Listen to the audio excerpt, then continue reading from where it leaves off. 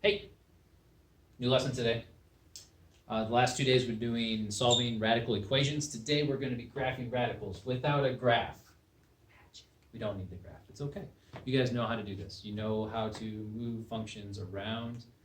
A, B, and C is what we've been focusing on, so we'll talk about that here.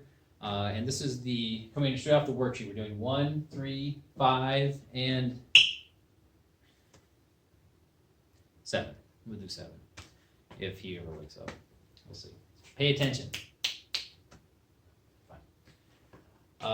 And after that, I want you to do the evens. So you do 2, 4, 6, and 8, and that should be it for today. It is Friday, so you have a concept review, so to speak. I want you to take a look at that and read my note at the beginning of the concept review. It will not count as a grade. I can't make it count as a grade. Not allowed to, but I just want you to do it. See how you're going to do, okay, as a formative assessment. All right, let's take a look. Number 1, directions do say find domain and range, okay? Or identify domain and range for each. So let's start with this one right here. D for domain. So think about it. Which x values are you allowed to plug into this function? Which ones are you not? Can you plug in 0? Is that okay? 0 minus 2 is -2. Radical -2 is imaginary. So not in the real world of numbers. So we cannot plug in 0. You can't plug in 1. Keep going. Can you plug in 2? That might be okay. 2 minus 2 is 0. Radical 0 plus 5. I think we're okay there. So in terms of the domain, you can start with 2. So x can be greater than 2. Can it be equal to 2? Yes. We're going to define that. And then any number greater than 2, 2 or greater than 2 will be fine for the domain. You will have real numbers out of that. They'll be rational or irrational, but at least they'll be real. Okay. Now, think about the graph of that. Remember, it's the opposite way you think is going to happen. So if it's x minus 2, that's a shift to the right. Okay, it's going to move to the right. So we're going to go 1, 2, and you're right here now. What does the plus 5 do? You know what it does. It moves it up 5. That's right. So if you think of the range, okay, this thing will start at 2, and then we're going to go 1, 2, 3, 4, 5, and it's going to go like that from there. So the range, there's nothing here at 1, at 2, at 3, at 4. The function does not exist there. It starts to exist at 5.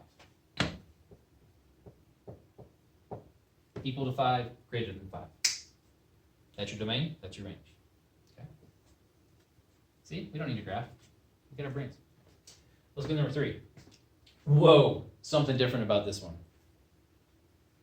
Yeah, okay, cube root, gotcha. So that's still a root function or radical type function. It's just a cube root. But this one behaves differently. If you look at, we haven't really even touched on these yet, okay? So maybe this is one when you experience it for the first time, you type in a Desmos and say, what does this thing even look like?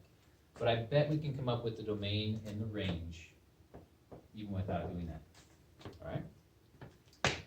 Plug in, let's do like -1, 0, 1, kind of keep track of what we get.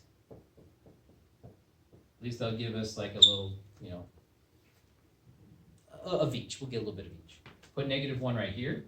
-1 plus 1 is 0, okay? And then you're going to get 0, subtract 4, cube root of 0, okay? So that's -4, that's good. Plug in 0, you get cube root of 1, which is 1, minus 4. Cool. You know, maybe I need more of this. I need a little bit more of this up here. Because what happens when you plug in -2? Let's take a look. -2 plus 1 is -1. The cube root of -1 is -1. Okay, and then you minus 4 and you get -5. And think about it, when you take the cube root of a negative, that's okay, that's allowed. So you're allowed to plug in anything in the negatives. You can plug in 0, you can plug in anything in the positives. There is no limitations on your domain whatsoever. So I'm just going to write all real numbers are in play.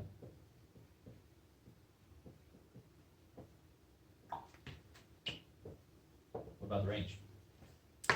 Well, if you take a look at the range, this -4 does do the same thing it does to every other function. It shifts it 4 units down. But then that whole allowing to be able to plug in positive and negatives it frees up the function, okay? And I know that this function is going to look something like this. Okay, you type it into the Desmos. And there's not going to be any restrictions on the height. It's going to be going infinitely increasing this direction. Actually, as you continue over here, it's going to be increasing.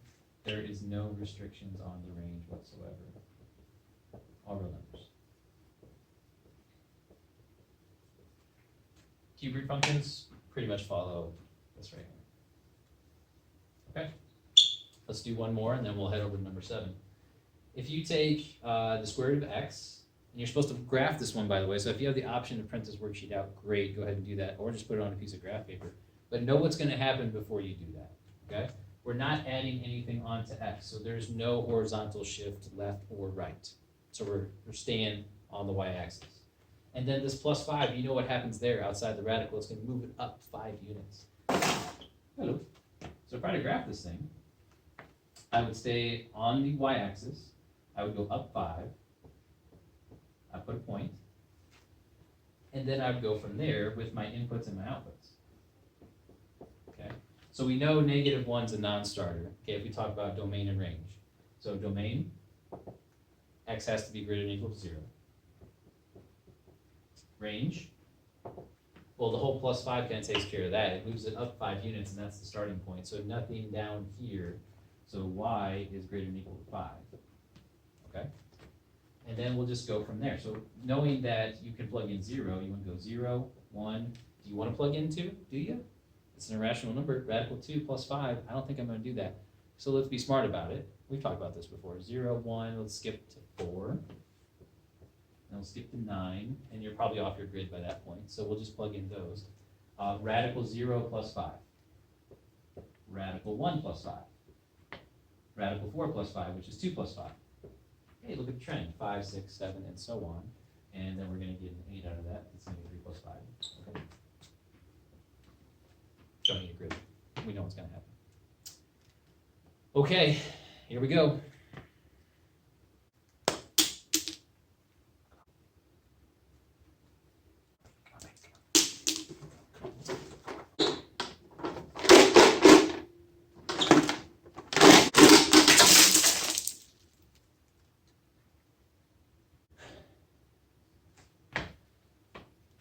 Two can play this game.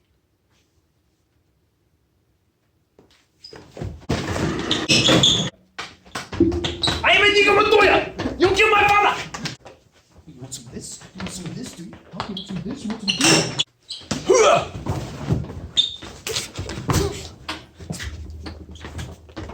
That's right, my friend. That's right. Number 7. Here we go. Fine. All right. Domain, range. Domain. What's the domain? Anybody? Okay. I think it's greater than or equal to 0. Got it. Range. This is backwards. Plus 3. Put the plus 3 on the other side. We're fine. Okay. So this is not going to go in lower than 3. So y is greater than or equal to, oh, whew, boy, 3. You know, it's got to be there. Okay, think about it. You're on the y-axis. You go up 3, 1, 2, 3. You put a point. You go ba-boom, and you got yourself a graph. It's going to be amazing. Oh. Okay. 2 for 4. 3 for 5. 3 for 5. That's right, baby. Have a good week. I'll see you guys on Monday. Take a minute or second, 10 seconds, and throw the bucket at. Wait, throw the whole bucket at you? Like the bucket mark, like Uh-huh. the markers. And then, am I trying to hit you in the head or what? I don't care. Okay.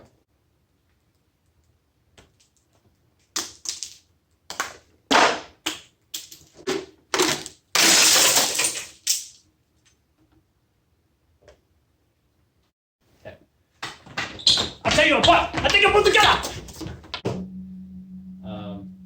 I have Inigo Montoya. That's what I'll do. Okay. Oh, wise guy, hey? Oh. Bring it up. What you got? What you got?